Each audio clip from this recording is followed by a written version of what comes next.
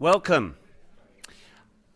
I'd like to thank you all for gathering here today on this splendid autumn day and for sacrificing a small part of the sunshine to be here for today's CGS Thursday's lecture.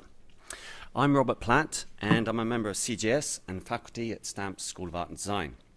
I'm delighted to be with you today and to have a chance to introduce our guest speaker, who is an esteemed colleague, kindred spirit, and fellow film geek, Professor Endi Poskovic.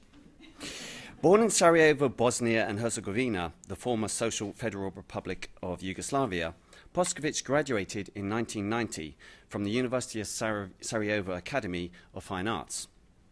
In the summer of 1990, at the height of the Federation's collapse, Poskovic left Yugoslavia to live and study in Norway. He entered a Norwegian language program and continued his studies in drawing and fine art with a Norwegian government scholarship. In 1991, he moved to the US to study at the University of Buffalo, graduating in 1993 with an MFA degree in art practice.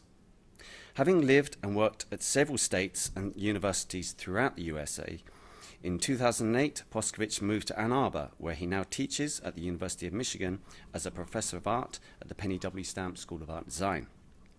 At Stamps, he's an enormous presence in the printmaking area and can usually be seen careering through the corridors of the school in a paint-stained apron, umpteen rolls of washi paper under his arms, with a trail of enthused students in his wake.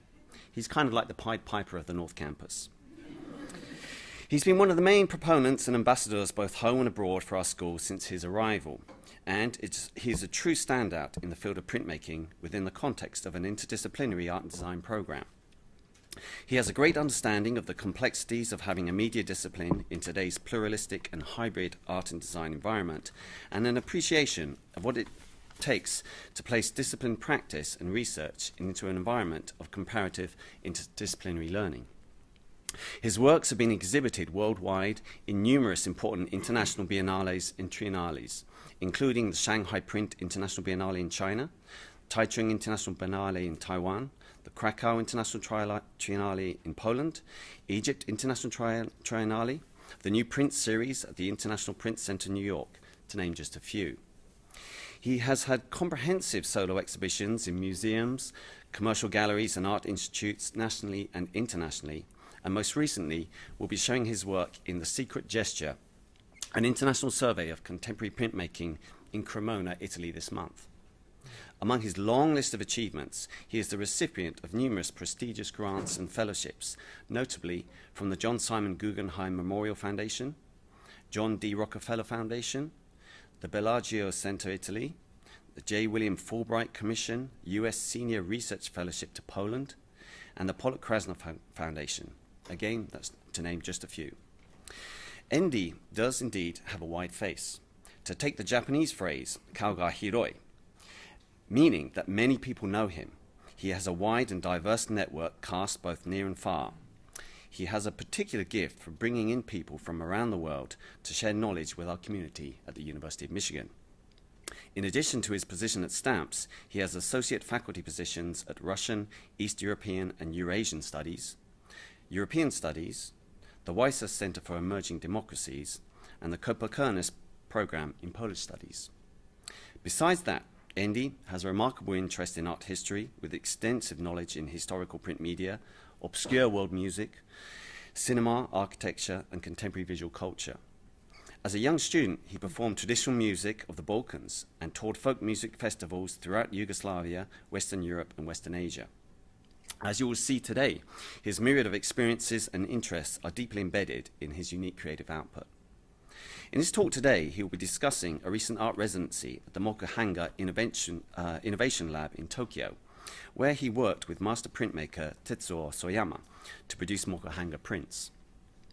He will discuss his approach to printmaking that draws on a range of technologies, from traditional hand carving to laser-engraved printing from digital data files. He will share with us his research into how analog and traditional techniques intersect with new technologies as a way to explore the unique characteristics of the printed image, those of translation, multiplicity, and seriality. Through his visual work, he seeks to construct representations that suggest broader themes of displacement, exile, memory, and reconciliation. Finally, I understand we're in for a treat, as it seems Endi has generously brought with him some actual work. As anyone in the field of art production knows, the in-the-flesh experience opens up a whole new set of understandings and appreciation that is largely lost viewed solely in the virtual realm. This is especially true with artworks that are so embedded with the artist's touch, the sensuous qualities of materials, and the tools and studio paraphernalia associated with its production. Our guest will talk for about 45 minutes, with 10 to 15 minutes for any questions at the end. This is also a time where I think Endi would like to invite you to view the work in the flesh. So, without further ado, please join me in warmly welcoming Professor Endi Poskovic. Thank you, Rob.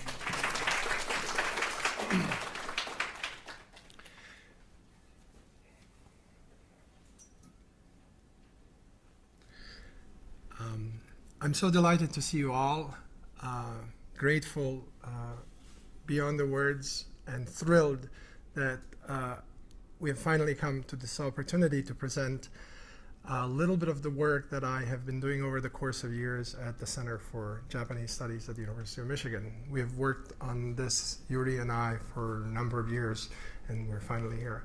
Thank you, Robert, for this amazing introduction. I need that piece of paper to remind myself that there's some value in the things that I do. Sometimes I get caught up in, like today, trying to find a parking spot for half hour and then getting mad at myself. Thank you, really, thank you. I really appreciate that. I should compliment Robert when we were, after so many years at STEM school, hiring a painter. I was asked to be part of the search, and you know, painting is a broad field, and it will attract a small country of applicants from across the globe that will consider places like Michigan. And when this guy with the name Robert Platt, which is not like my name, Endi Poskovic, applied, I thought, Robert Platt, like, I know another Platt from somewhere. And then when I realized he's coming from Japan, and when I looked at the work, and when I saw his trajectory and his wicked thought process, I thought, my goodness, how magical it would be for someone like him to be part of this. And so, given that he has recently been tenured and promoted to associate professor, my congratulatory note was that ABBA song, dancing, no, Super Trooper. And I said, I hope we age well and we grow old together and we sit and talk about a bunch of things that will happen over the course of years. So I'm really delighted. Thank you for your wonderful note. I have to be conscious of time. I have tendency to meander. It's a deceptive tool to detract intruders who are trying to find me. And so I'm going to look at this watch, and I'm going to look at another watch. I need to go to the presenter's tool here. View. Where is the presenter view? Here we go. What I thought I should do today is be as direct, informal, informative, and myself, and not really focus on having a scholarly presentation about a broad topic that has occupied my mind, in particular Hanga prints, Mokuhanga, contemporary Japanese culture art, to which I began to be exposed in the mid-90s when I lived in Los Angeles, when a major exhibition called Sensation was organized for the Museum of Contemporary Art. Takashi Murakami, I saw, I think, the first Takashi Murakami show at 303 Gallery in New York in the early 90s. There were big balloons and nobody really blinked at that. And so that kind of introduced me to things that I didn't really know much about. So what I would like to do today is talk about a couple of interactions.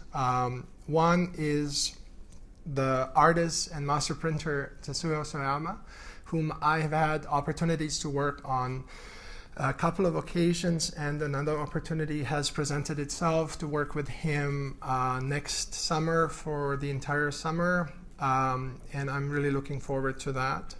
I worked in a small studio in very close to Ueno, Chiyoda Art Center, the former elementary or high school in Tokyo. And I was really able to get some basic steps that helped me begin to think constructively about the work that I wanted to do. The other person that I want to bring into this equation is an architect. What am I doing here? Sorry. Oops. Oh, here we go. Sorry. An architect by name Chris Woodcock, whom I met while living in Krakow, Poland, where I was on my Fulbright fellowship. And rather serendipitously, without a constructive plan, my plan in Poland was to primarily explore bitmap approach to creating visual data that would be transferred and applied to plate and stone lithography. So that's where my mind was. And at that point, really circumstantially, I decided to change the gears, and that interaction with Chris opened the door to something that I had never done up until that point, but I had done considerable reading about it. And so I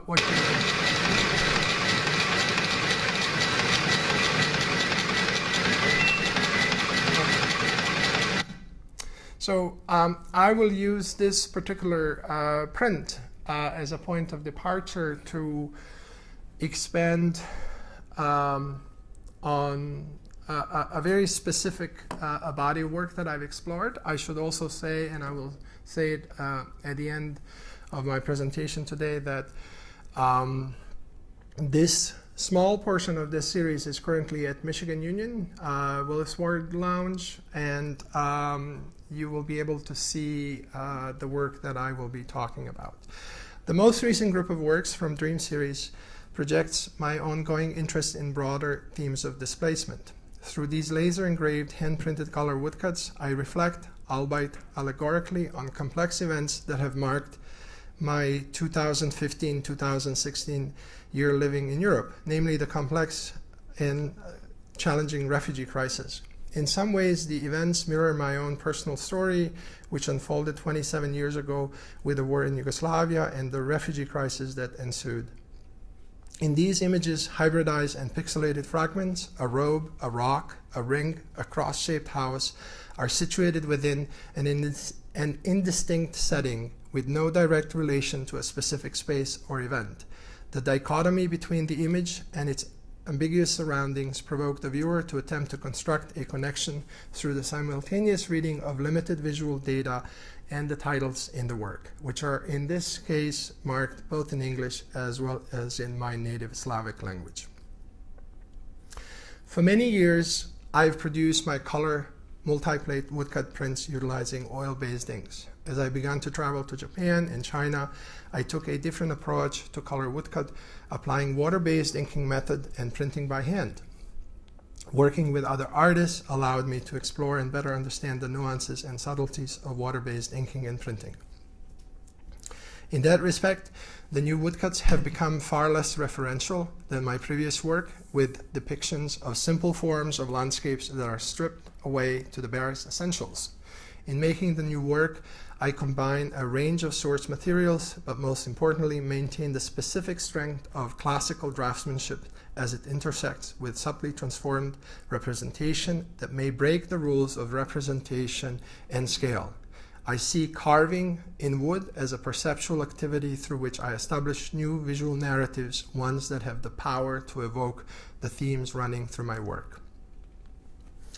So, what I want to say here is something that I imagine And to some great extent, I am aware many artists, practitioners face that there is an inevitable saturation that builds up as one perpetually works in a studio. There's a point of entry, research, ideas, inspirations. There's a point where the work comes out and we see it, I like you see it, and it is as foreign as it may seem to people encountering it for the first time. It is in that middle that is long and at times repetitive to the point of perhaps even being mundane, that something very special unfolds. And I deeply care about that space. I deeply care about the thoughts that permeate my mind, that exit that mind, the loneliness, the silence, the emptiness, so to speak, that unfolds in that space, that I have grappled with that for a long time.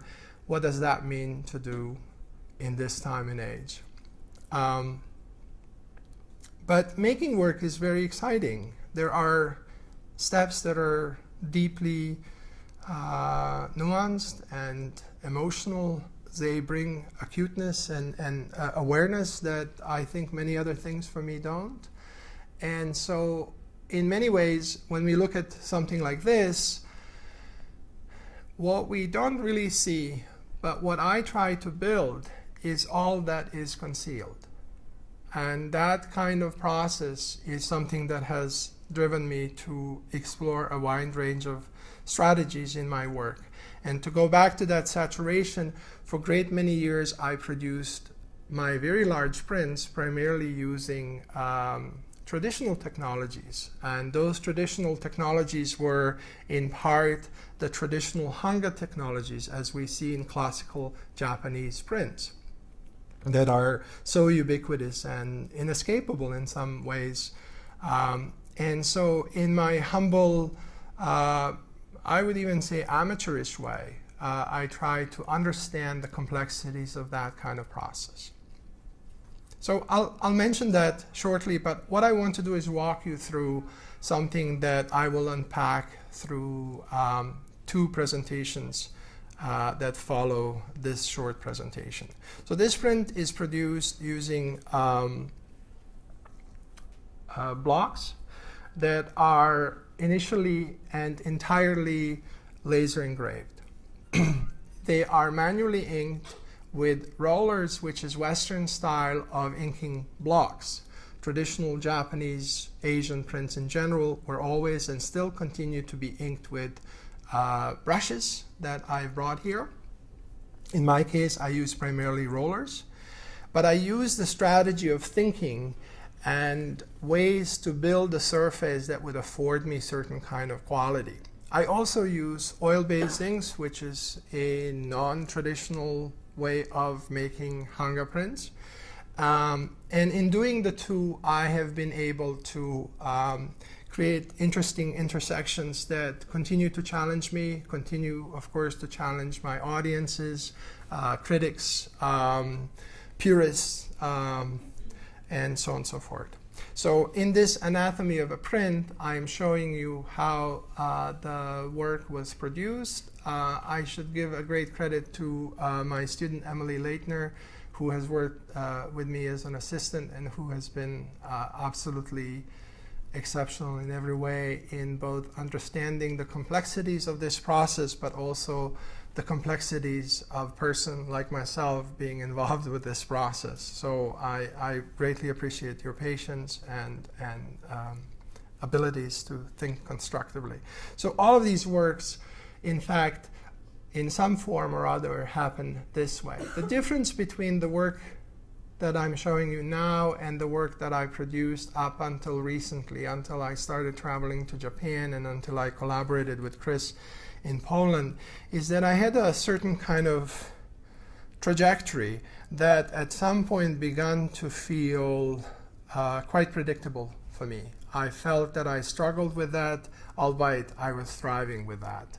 And that kind of place where I deliberately wanted to break away took almost a decade to happen, and I credit to great extent this great University of Michigan, both my home base, the Stamp School of Art and Design, but many institutes here, the Center for Japanese Studies, Confucius Institute, Kreis, Weiser, all that have been really fearless in supporting what always seemed as an inevitable failure.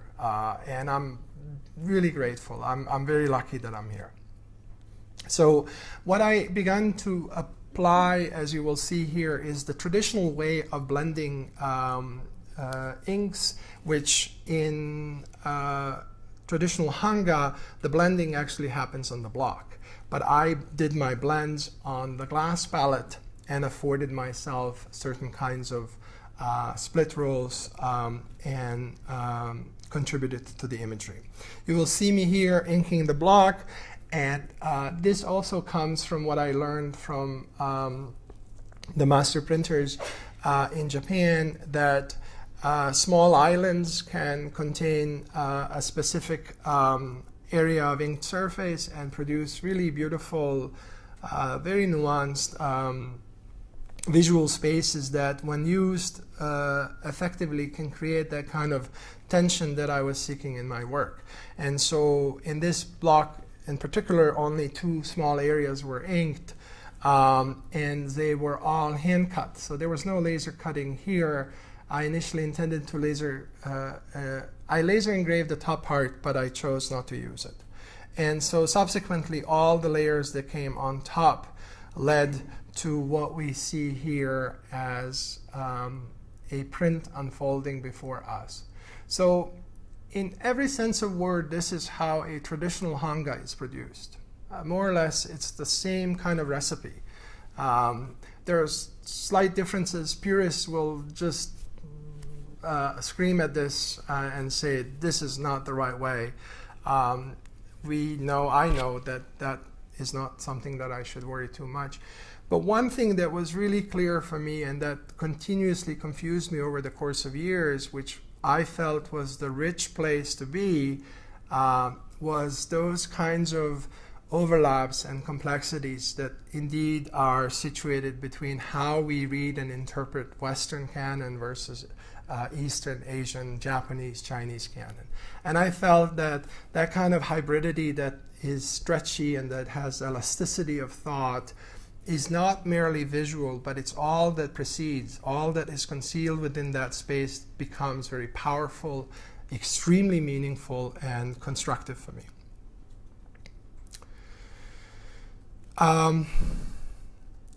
So in this particular context, I want to show some of the work that I've done prior to producing this work.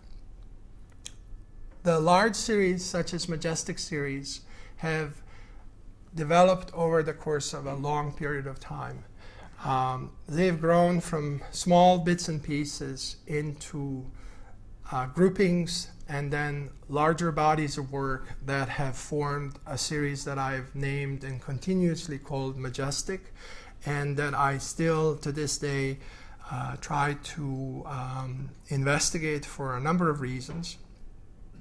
One of the reasons to go into that specific space with thinking about this kind of work was not the connections that I was trying to establish with these entry points, especially my great fascination and interest in classical Japanese and Chinese prints, but rather how certain personal stories that are very specific to me could use that kind of vernacular to afford me ways to speak and continuously speak, especially very personal narratives within a larger social context where I could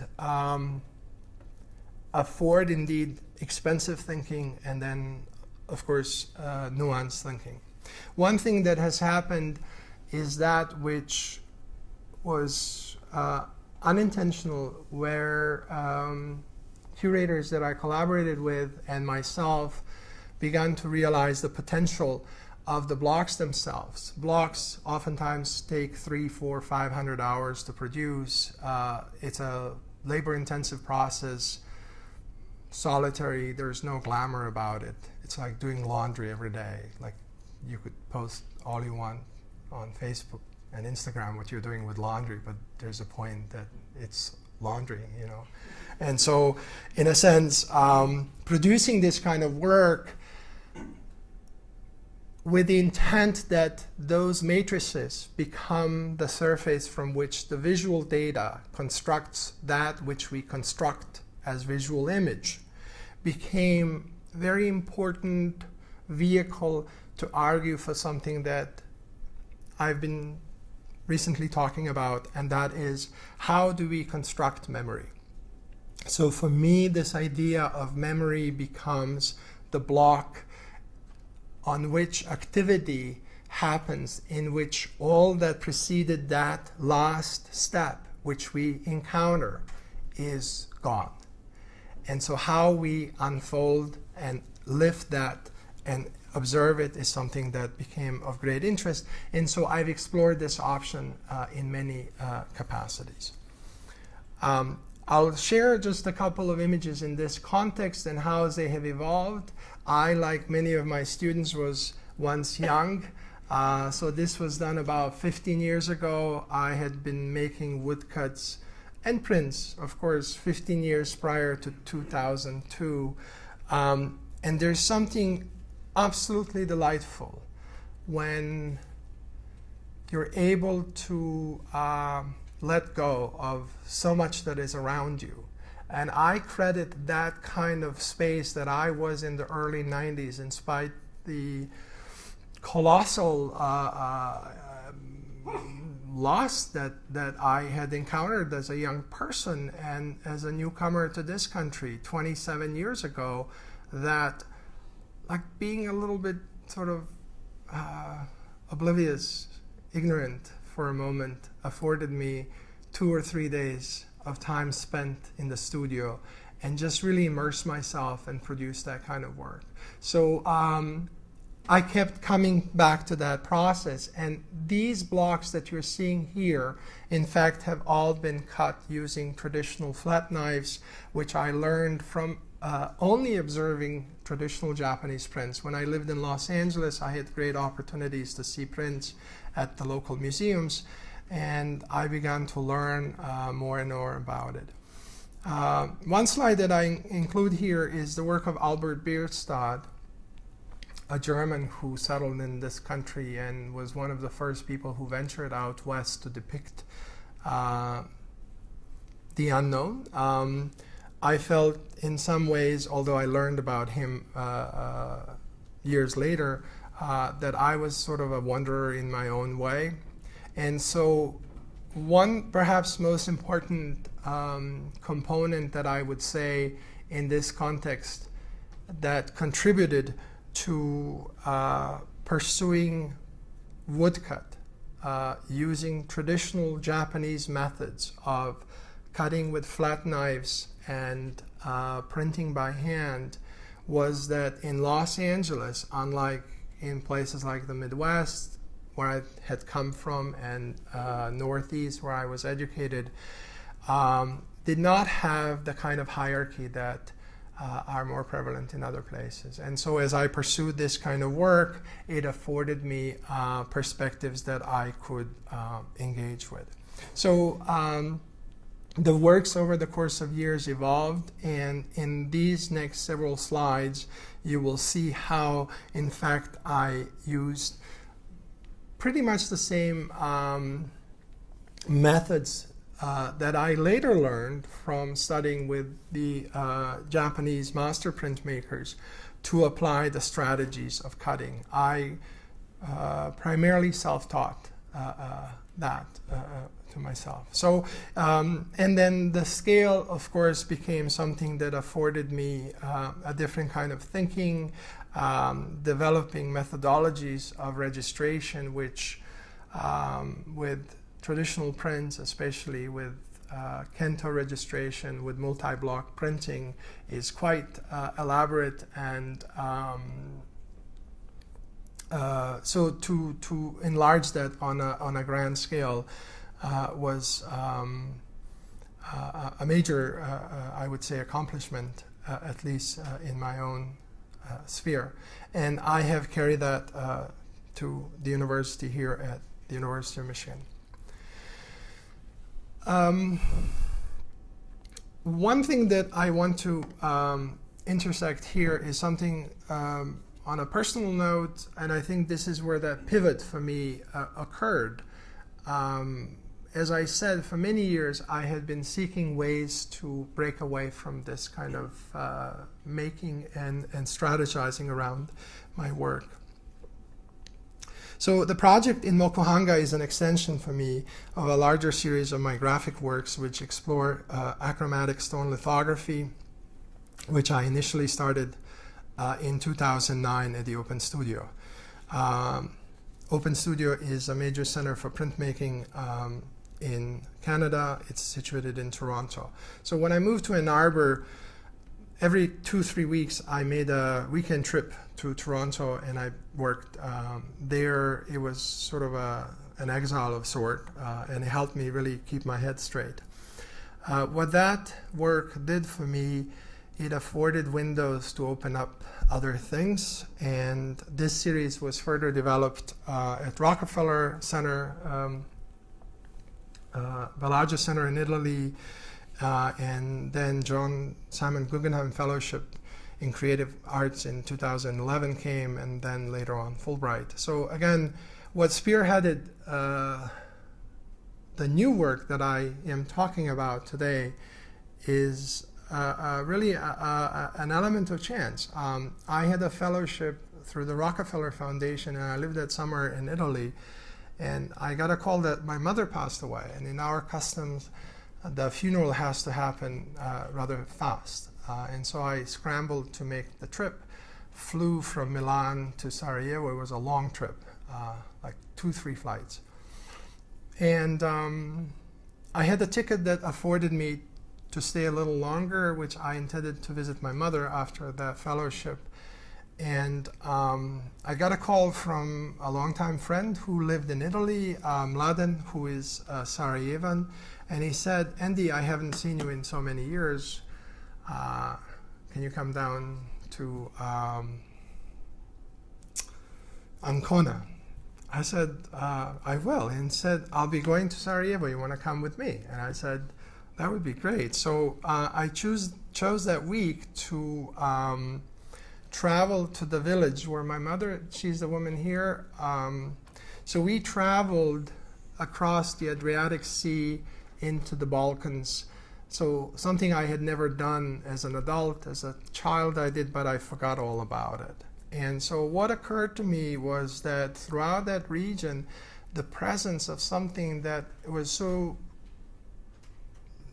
clearly me was all over the place, but I never really gave too much thought to it. And so as we went on these like terrible roads, they look like Ann Arbor roads, you know,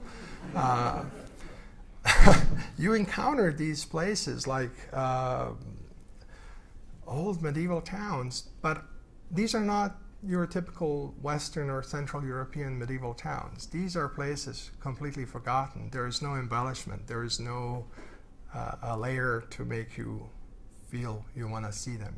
They kind of make you want to go away from them. And of course, coupled with that kind of realization was also this realization of absolutely horrific violence that happened there, something that I thought I processed in some capacity, but I never really, clearly never really did. If I did anything at all, it was all on surface. It was just lip service, so to speak. And so I came back home feeling really transformed, challenged, like I felt like, what do I do now? And so in many ways, this ambitious series of prints called Crossing unfolded, which are all achromatic lithographs. I have produced about 30 of them since 2010. And they're very labor-intensive prints. They take a long time to produce, in some ways similar to Mokuhanga woodcut printing. But I began to look at, so this is one of the prints that I had produced, which were directly inspired by localities. So this is a post-World War II era monument that was built in eastern Bosnia, and that's the place that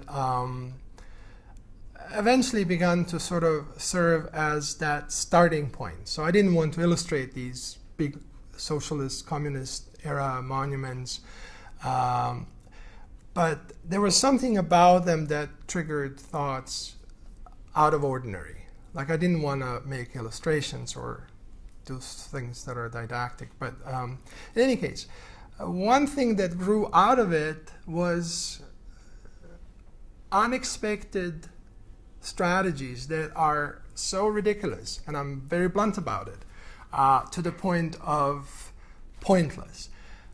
Remarkably, with all of that, which I thought at that point I had, and that prepared me to take the next step, fundamentally, I was without a strategy. And so in this studio in Toronto, I started dabbling with small models that I would make, and then I would spend 40, 50 hours drawing that structure that I made. But what I didn't know is how I felt about them. So you're making something, but you don't really know what you're really feeling about it. And so I thought, I'm going to tell myself how I am feeling about them. And the most logical and immediate response was to create some low-level, primitive animations. And I was able to produce quite a few of these works that are really nothing worth of showing in any kind of constructive way. But they suddenly opened the window to see so many different things that I had until that point not seen. And one of them was this notion of haptic reality, something that is flickering in front of me, that is continuously triggering thoughts. And no wonder I have that kind of personality, as Robert points out. I'm aware of the moment. I feel very lucky that I'm here with you today, because I don't know, when I was young, I thought that I wasn't going to make it. So I had these thoughts, hey, I want to find the ways to record the moment. And given that we live in this age of quick fix, like an Instagram fix or Facebook, and I'm one of those people who loves them, I felt that much deeper and complicated strategy needed to begin to, like, I needed to sort of open it up. So I toyed for a number of months, actually for a couple of years, with these kinds of animations, where I would make a structure, draw it, turn it into a lithograph, and from that lithograph I would make it and turn it into a simple animation, and then went back and forth and back and forth and back and forth, with no intended end in sight.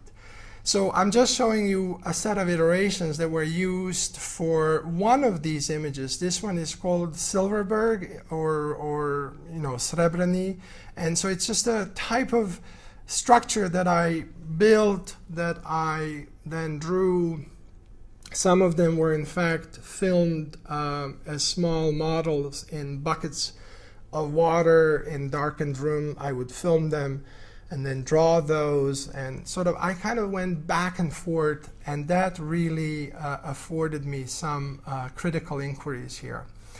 And I'm going to show you the last of those pieces is this iteration where it kind of clicked for me. Like, I felt, this is what I want a still image to feel for me when I see it. So when I'm looking at it, I want this to begin to unfold. Not just literally, but internally, as if it's kind of incrementally opening up. So for terribly long, I built up these models and studies using aluminum foil. This all started, we were eating lunches, burritos in the studio, and I saved those wrappers thinking that I was going to use them for my inks to save my palettes.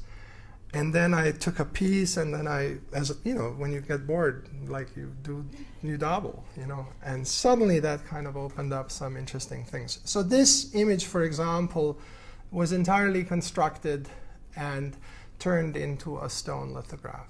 So in a way, there is no iceberg there. There's no depiction of iceberg. There's a depiction of something that was constructed that is not an iceberg. The most important thing that I want to make here is that this eventually created a complete circle for me and afforded me to come back to the larger scale woodcuts, like these two pieces that are currently at the Michigan Union, which again, as with the previous work, were produced with traditional printing methods.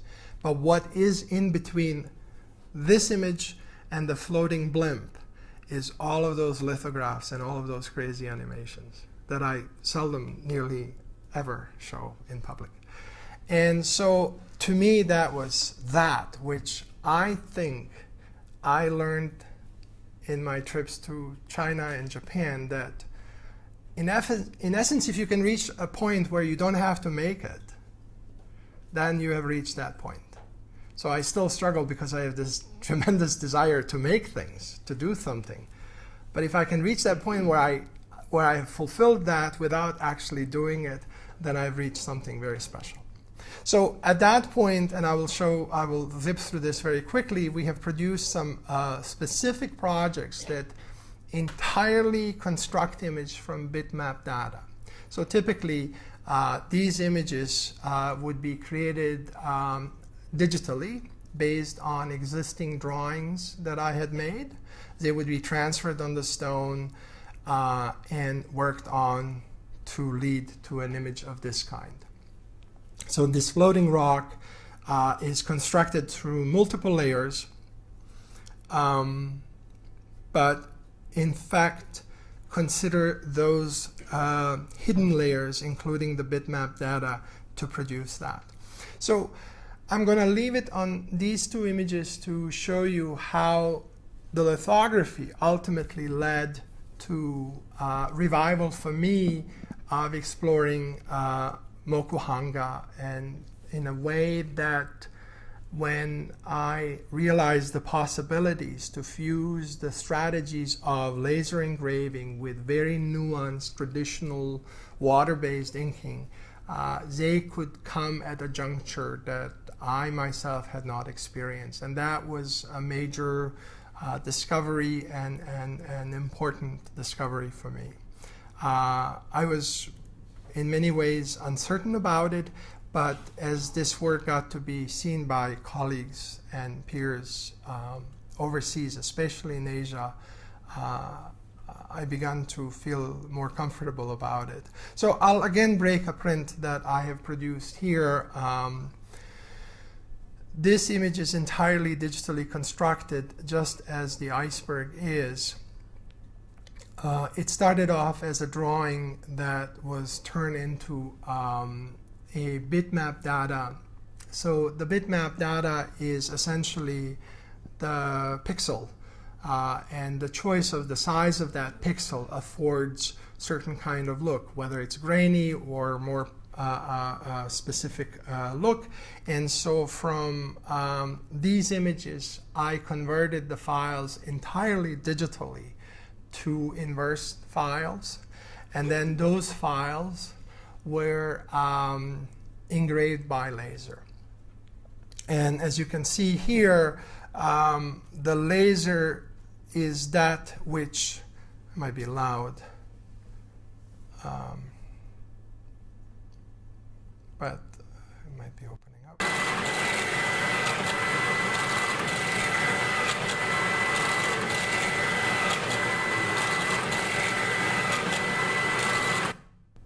So you can see that laser is actually burning wood and creating low relief from which I am able to transfer the ink once it's printed onto the block. From these small fragments, I built additional layers that afforded me color layers. So you can see that bitmap data here is considerably greater than in the previous iteration.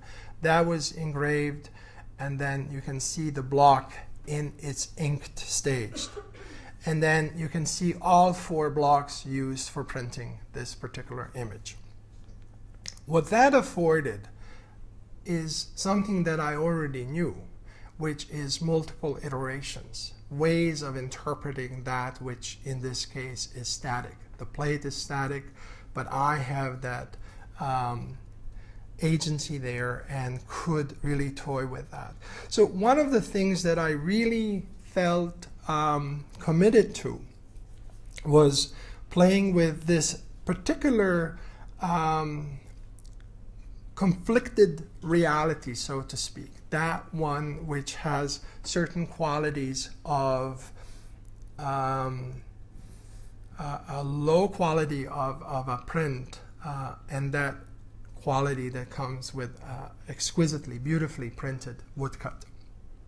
And so in that respect, I see myself not as someone who is romantic about these things, but I don't seek the traditional methods for the sake of tradition. And that is where I oftentimes find myself in conflict with people who love traditional making. They see my work and they approach it with this open heart and arms, only to realize that there is not much of that interest for me. But I seek myself, or I seek to situate myself within problematic situations that are conflicting, that are very different, that perhaps don't come together and may never come together. And in that amalgam of possibilities between past and present, American, European, Asian traditions of printmaking, I see the promise. And so I'm going to close this just by talking a little bit about what I will open the questions to. When I lived in Krakow, I realized that in a small place that I was working on, so this is at the academy when I had a workshop, but really the small place where I worked, which was a tiny single room studio. It was like very small. I was able to maintain 8-10 hour daily practice. And what was remarkable about it, as many of you know, that Hanga is very forgiving. What you really need is this,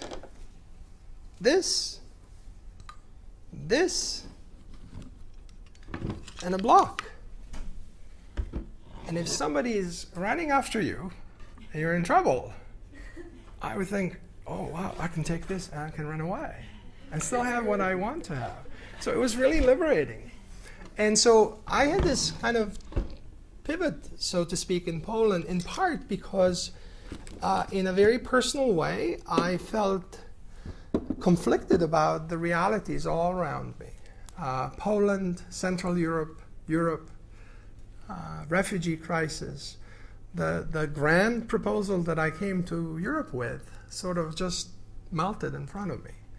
And I realized that these simple things that I wanted to explore somewhere on the back of my mind, just like those students who study, I don't know, biochemistry or engineering, and they come, I really love to make a woodcut.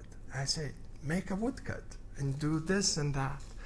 And so in this particular space, I worked for close to a year. And I was able to cut about 50 blocks. And I was able to really spearhead something that I had not deliberately planned. Person like me,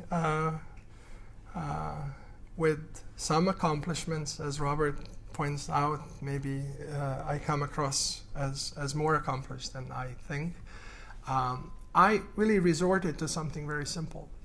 And so in my last trip to Japan, I realized I need to seek more of that, to consciously structure those narratives that come from better understanding tools, paper, methodologies, how those simple yet powerful ways can construct meaning first for me and ultimately for those around me, especially my students.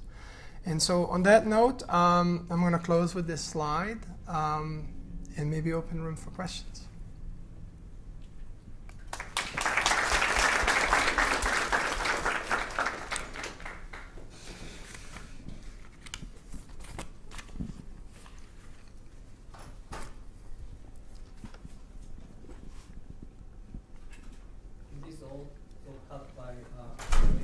Yes. I will maybe add a note on that. So one of the questions that pops up is something like this. It's not a question, it's more of an observation. Oh, well, that is very easy. You just create a file, you have it be cut, and from that plate you can do whatever you want to. On one level, it is true. It's relatively shorter journey from point A to point C, perhaps, where I have a file which has been cut for, let's say, 7 hours or 10. But the trick and the challenge, and this is the place that I've situated myself, is those great, many, many hours that follow. Where I meticulously cut back into all the marks that laser has left there and deliberately complicate them so that they blur in terms of what is that which I had deliberately reduced to bitmap data and which the laser, through its own impurities, has burnt into wood, and that which I come to respond to. So in that respect, it's considerably different from what I also put into the same category as conventional drawing, where I make the mark and I cut that mark, which is how I was taught. I go there deliberately to face something that is a reality that I've created, but reality that I may not have full ability to grapple with. And it's that haptic, that kind of blurred reality of reduced data that is bitmap, which is further reduced by impurities of laser engraver, and that I find a very rich place to enter.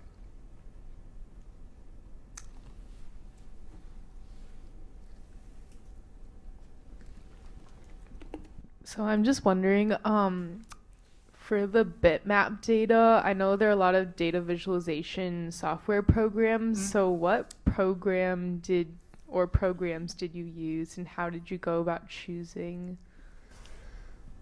So let me go back to this slide here.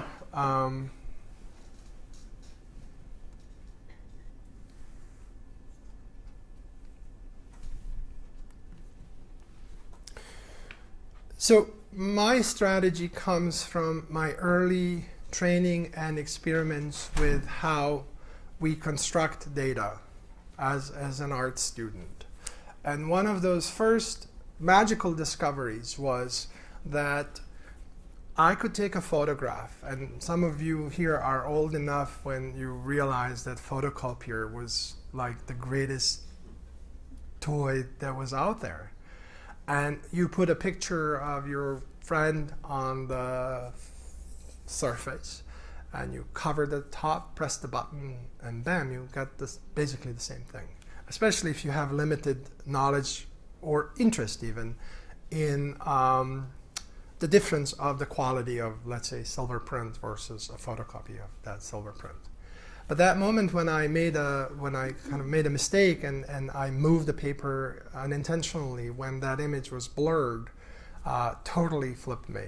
And then realizing that I could take an old photocopier and turn the heater off so it doesn't dry the pigment and does not stabilize that pigment was just like, wow, like rock and roll. So I think I come from that kind of toying. And many years back in the 90s, I heard a couple of lectures by an artist that I greatly admire, David Hockney, a British painter. And he gave this amazing lecture about a desktop and how we toy with that surface, how we organize that space. And he talked all about drawing. And it was amazing. And I was then lucky again to hear him give similar lecture not long after that. And I thought, I'll be bored to that. And it was even better. So to go back to your question, I may consider a number of sources that are in my vicinity. What I ultimately toy with now, and this is, I would say, a difference, is that in my head, it's that digital file, just as a digital file without output, that is of a great interest. And so naturally, a lot of it is done through, in art and design through regular Adobe suite, like Photoshop, when you work with vector files versus raster files, you lose the data or you retain the data. So a lot of this, I would say, was funneled through Photoshop in the end to sort of break away from that. But I may have outputted that data in some form and then rescanned it and toyed with that again to bring it to a certain kind of place where when that is sent to the laser responds only to the information that we provide. So if I deliberately manipulate with that, or when I choose to re-engrave the same block that I've engraved, I can afford certain information that had not been there before. And keep in mind, the final output is done using very traditional tools, something like this, and that. So I ultimately work with the limited technologies to output that, which may at some point have a higher degree of technological exploration. Yes? Thanks for talking. One thing I'm really fascinated in your work is the kind of dichotomies.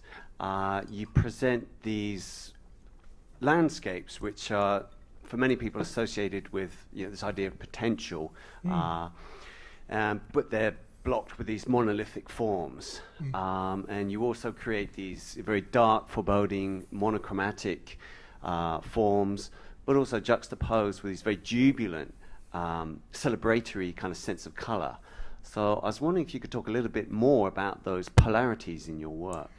I think that's very well said, and I agree, and I champion that perspective that comes with viewers who are new to the work and who have been familiar with it for a long time, that there are indeed those polarities, that there is a dichotomy between that.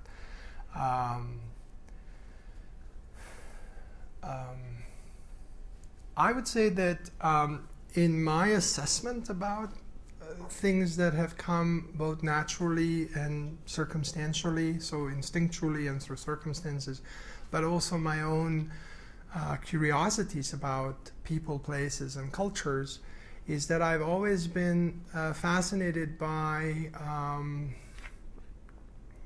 folkloric traditions. But I'm not talking about folklore or folkloric. I'm talking about things that have a certain kind of, that are off a radar, so to speak.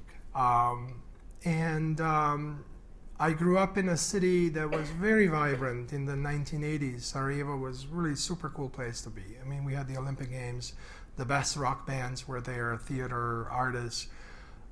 Like, no, you didn't need to have a visa to travel anywhere. You could go anywhere.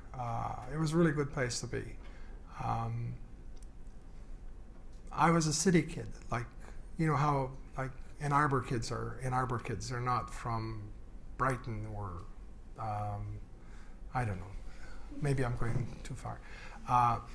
But serendipitously, I signed up for this orchestra on a whim. We were 15 years old, and we played music because we had a punk band, and we traveled all over the country and then went to a lot of festivals. And then I was exposed to very traditional music and folkloric traditions of many different cultures, both within Yugoslavia and throughout Europe. And I realized that there was something very interesting there. Keep in mind that many of those cultures, especially marginal cultures, are a byproduct of a certain kind of resistance that has evolved over the course of centuries, that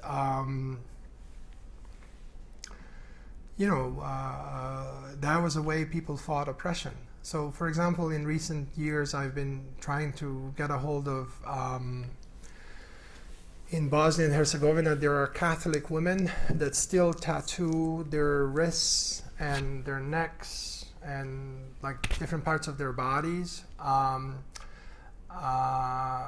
even though they don't have to do that. And what they did centuries ago, especially in the 18th centuries, they did that to detract intruders, men who would have, potentially harmed them. And so as they would tattoo something somewhere on the body, they would be detracted. Bosnia was a complicated place, a lot of armies, Ottoman Turks ruled the place. It was a difficult place to be. And now they use it as a way to narrate stories that they only know through oral tradition. So there's something really cheerful about it, even though it comes from a complicated root. And I realized it's a visual strategy that exists in many of the works that I have deeply cared over the course of years, like satire. William Hogarth, for example, was someone I looked at just as much as I looked at Dürer. I looked at Jose Guadalupe Posada as much as I looked at, modernist prints. Keep in mind, Hanga, Japanese prints, they were not intended to be main art. They were sort of on the side. And so there's something about that cheer that I think is deeply rooted in the complexities of living and grappling with everyday realities. And I think it's a powerful vehicle to carry a lot of burden and engage people without, being overly didactic. And so I think in part that is that. The second thing might be is the fact that I have been very lucky, like so many people at this university, that I've been in different places. And I feel deeply conflicted by that which I am or which I am not. But I think it's a very healthy place to be. I'm not afraid, and I face students that come to my classes every day, and I sort of try to pull out things that are not really part of the scripted narrative that they might be encountering. And so in many ways, as someone who was not afraid of constructing story that only exists because I imagined it, I took myself that far to make that story be several different things. And one thing that woodcut in particular, the early woodcuts that I made, the color woodcuts, the sources that I was considering in terms of narratives and especially visual sources were so eclectic, so disparate. Like if I put them together, they would all look like sort of pastiche. like a fragmented collaged work. And obviously I, as a student of the 80s, was fascinated by pastiche in music, in theater, in painting in particular, you know, how by placing several different things, you create sort of a polyphony of narratives, and you then take it from there. And in Western culture, it's very dominant. You know, it's part of the canon. Rauschenberg, David Salle, Sigmar Polke, you name it, in any sphere. What I realized that when you do it in woodcut, woodcut is the sealer. So you could take the weirdest thing from this end and the most banal thing from this end, and when you put them and have to translate them to woodcut, woodcut kind of brings them together. And I thought, aha, that was the moment. So some of those landscapes with really weird bubbly clouds were like popcorn, like literally a popcorn. But I thought, instead of drawing a cloud, I'll draw a popcorn. And because I have to cut it in woodcut, the popcorn is going to still maintain its presence while people are thinking of it as a cloud. And there's that kind of weird cheer that is there. I hope that makes sense. I felt very empowered by that. Yes? So it sounds like digital meets analog in some way, in your way of doing, you know, using the digital, bitmap and translating into the laser cut, and there's some impurity, right? Yeah, yeah. So in some. It's not with the digital, but you kind of end up analog world.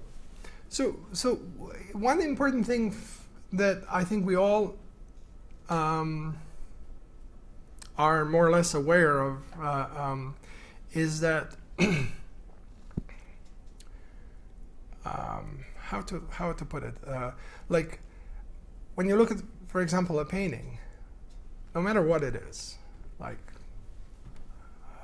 Vermeer or Jackson Pollock or whatever, fundamentally it is some paint on top of a surface put together in some kind of relation with one another. So you could really think of it abstractly, purely along those lines. In terms of print, what we have is some form of it's not a pixel, but it's some kind of a dot that is multiplied by tens of or hundreds of thousands of times. And when you put them in proximity of one another, they begin to form certain kind of information. And I think that has existed for a long time. It has always been there. It still is very present here. Well, I think we're all becoming clear is that there's this now weird middle point with the visual realities that are entirely reduced to electronic data that are purely mathematical. Is that making sense, what I'm talking about? That we are aware of it now. Like, I'm aware that there's a picture of me on Facebook somewhere or on internet. And I'm intrigued by the complexities of that. And so I began to consider that data as something that could enter my calculations in how the image is constructed. And that was really liberating.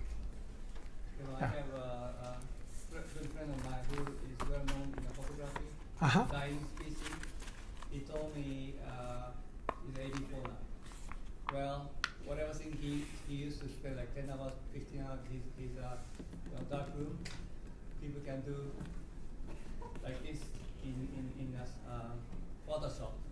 Yeah. He was apprentice, one of the pupils of a guy called Ansel Adams. Oh, yeah, yeah. Yeah, and he said he's a dying species, but everybody can do what he has done, like 15 hours, 20 hours in the dark room, checking the density of chemical, diffusion speed of the chemical particles. Yeah. I think what you're talking about is really interesting, and I've been thinking about it for a long time. I'll tell you, relatively casual daily thing that occurred in my life, which was encounter with students. So 20 years ago, that was of a concern. 25 years ago, it was something we thought about. But nowadays, students don't see it. It's like they're neither here nor there. They're somewhere. And I realize, that's freedom, in a sense. Like not be situated exclusively within this or that. And also Professor McClough of the UOM Urban Studies, he mentioned maybe 10 years ago in one of the seminars that nowadays student doesn't know really how to draw by hand, so doesn't get to this what you call tactile feeling of the structure they are designing. They use CAD machine, right? You should talk with I will. McClough, great guy. So speaking of tactility, we have Endi has made the trouble of bringing these beautiful print blocks and materials, and so I think unfortunately we have to leave at 1 o'clock. So I think the last 5 or 6 minutes, really encourage you to all to speak more with Endi directly and to come and experience some of these artifacts. So thank you so much, Endi. Thank you, Robert.